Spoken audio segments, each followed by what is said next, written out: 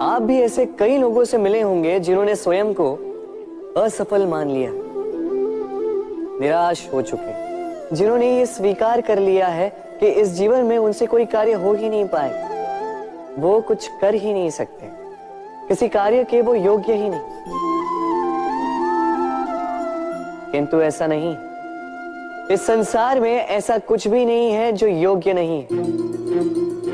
कोई ऐसा अक्षर नहीं है जो किसी मंत्र का भाग ना, कोई ऐसी जड़ी बूटी नहीं है जो औषधि ना, कोई ऐसा विष नहीं है जो समय आने पर अमृत ना बन जाए।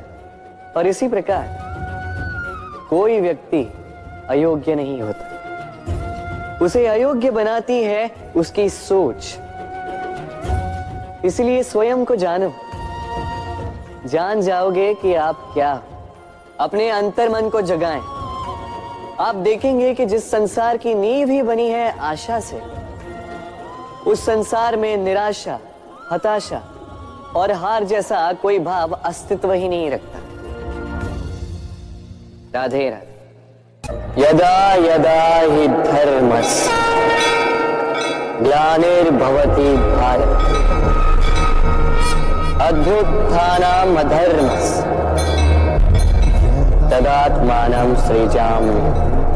जब जब धरती पर पाप बढ़ता है, धर्म की हानि होती है, तब तब मैं आता। ये तो आप सब जानते हैं, किंतु क्या आपने कभी सोचा है कि क्यों मैं इस धरा का जीव बनकर ही अवतरित होता हूं? क्यों मैं मनुष्य के रूप में आपके बीच में रहता हूं? आज बताता हूं। संसार में पाप और पुण्य संतुलन में चलते हैं, किंतु जब पाप सीमा से आगे बढ़ जाता है, मुझे आना ही होता। कारण यह है कि आप मुझे भुला देते। चौकिए मन, मैं आप ही में बसता हूं। बस आप स्वयं के भीतर बसे परमात्मा को भूलने लगते हैं। इसलिए मुझे आना पड़ता है आपको ये बताने कि सारी शक्ति आप में ही समाहित है। पर आप क्या करते हैं? मेरा सम्मान, मुझे पूछते, मुझसे शक्ति मांगने लगते, भांति भांति की इच्छाएं मेरे सामने रखते। मुझे आपकी श्रद्धा से कोई आपत्ति नहीं, मुझे आपत्ति है उस भाव से जो आपको दुर्बल बनाता। परमात्मा में श्रद्धा रखिए, किंतु स्वयं की आत्मा पर भी विश्वास कीजिए, क्योंकि इस संसार में ऐसा कुछ भी नहीं है जो आप नहीं कर सकते। हर नर में नारायण बसते हैं और हर नारी में लक्ष्मी। तो पहचानिए अपने भीतर के नारायण को और बदल दीजिए इस समय के चक्र।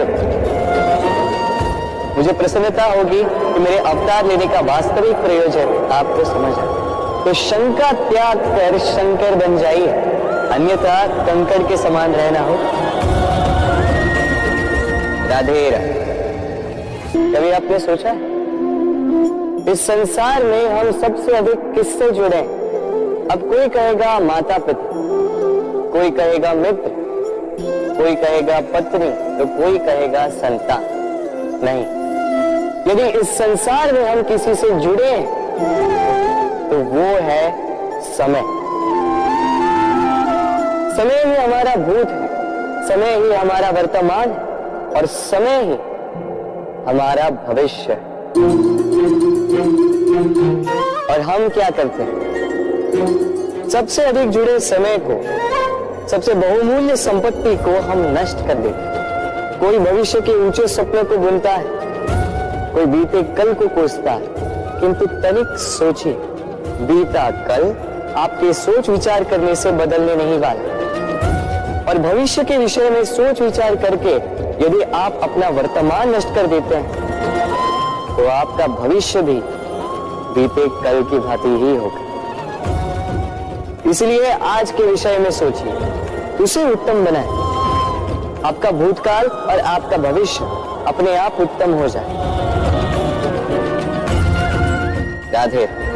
अक्सर आपके बड़े बूढ़ों ने आपसे कहा होगा कि ये संसार दुख का मूल है और ईश्वर भक्ति उस दोष से दूर जाने का मार्ग है। किंतु सोचिए, यदि ये संसार दुख का सागर होता तो क्या नियति आपको यहाँ पर जन्म लेने देती? क्या ईश्वर यहाँ पर अवतार लेते? जब समस्याओं पर हमारा वश नहीं चलता, हम आरोप लगाते हैं इस संसार पर। यहाँ के लोगों सोचते हैं कि काश मैं यहाँ पे आया ही ना। एक किसान बंजर धरती पर जाता है और अपने परिश्रम से उसे लहलहाते खेत में परिवर्तित करता है। एक दर्जी जिसके पास एक सामान्य सा वस्त्र आता है, अपने परिश्रम से उसे एक सुंदर वेश में परिवर्तित कर देता है। आप भी परिश्रम कीजिए। ये महत्वपूर्ण नहीं है कि आप किस संसार में आए, ये महत्वपूर्ण नहीं है कि आप यहाँ कैसे आए। यदि कुछ महत्वपूर्ण है तो वो ये है कि जब आप गए तब आप इस संसार को कैसा छोड़कर गए। तो ये सोचकर जिए कि जो किसी के लिए नर्क है उसे किसी का स्वर्ग बना के निकलोगे तो आपका जीवन और आपका संसार दोनों धन्य हो जाएंगे। राधे राधे। हम सबको कभी न कभी तो क्रोध आता ही और आएगा भी। मनुष्य इन्हीं भावों से हम जुड़े हैं। किंतु ये क्रोध क्यों आता है, कभी सोचा है आप? ये क्रोध तब आता है जब हमारे मन के अनुसार कुछ ना हो, जैसे कभी कोई हमारी बात ना माने या कभी हमें पराजय प्राप्त हो जाए। किंतु इन सारी परिस्थितियों में आधार एक ही है कि कहीं न कहीं किसी न किसी स्थान पे हम दुर्बल हैं। क्रोध जन्म लेता है हमारी दुर्बलता से और फिर वो हमारी सबसे बड़ी दुर्बलता बन जाता है।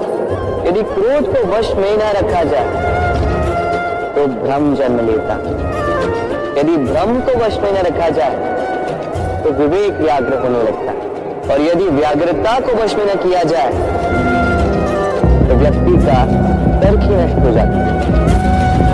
सोचने समझने की शक्ति शून्य हो जाती है और फिर उस व्यक्ति का पतन हो जाता है। इसलिए अपने क्रोध पर वश रखें और अपने मन को शांत होने के लिए करें। राधे राधे। व्यक्ति किसी और वस्तु या भाव से परिचित हो ना हो, भय और भविष्य दोनों ही व्यक्ति के मन में सदैव रहते हैं, जिनका अस्तित्व व्यक्ति के अस्तित्व पे भारी रहता है। विचित्र है ना? वह वो है जिसे आप नहीं जानते, जो अनजान है, और इसी कारण आपको भय लगता है कि ना जाने क्या होगा। भविष्य वो है जो अब तक घटा ही नहीं, तो जो घटा ही नहीं उसके विषय में चिंता क्यों? आपके हाथ में है वर्तमान। वर्तमान के कर्म सत्य मन से कीजिए और सोचिए ये कि अपने कर्मों को और कितनी श्रेष्ठता से किया जा सकता है। इसलिए आप विश्वास कीजिए, यदि वर्तमान के कर्मों को आप सत्य मन से करोगे तो भय स्वयं ही निकल जाएगा और भविष्य का फल अवश्य ही मीठा होगा।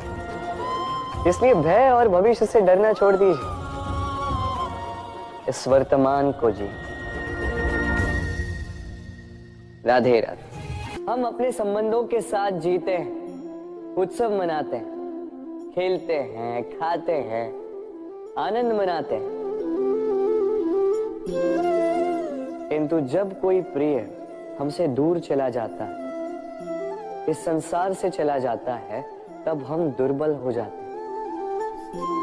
सदा दुखी रहते।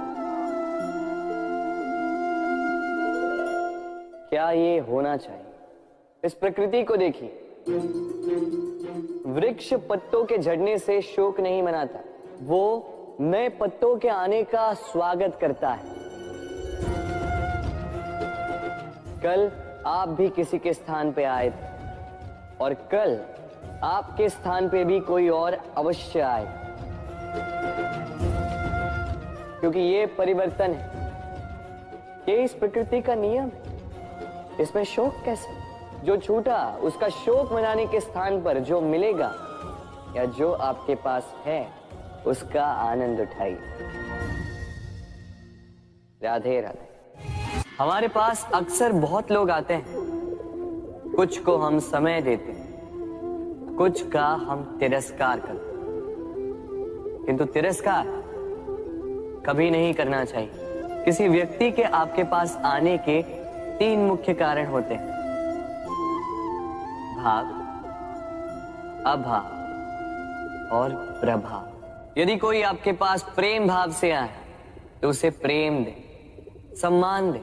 यदि कोई आपके पास अभाव में आए तो उसकी आवश्यकता समझे और जितना हो सके स्वयं से उसकी सहायता करें। और यदि कोई आपके पास प्रभाव के कारण आए तो भी उसे समुचित सम्मान दे। स्वयं को भाग्यशाली समझे कि कोई आपके प्रभाव में है। किंतु तिरस्कार कभी ना। तिरस्कार जन्म देता है कुंठा को, और कुंठा किसी को भी आपका शत्रु बना देती। इसीलिए मित्र बनाएं, आनंद लें और मेरे साथ कहें राधे राधे। लोग सदैव मुझसे ये प्रश्न करते रहते हैं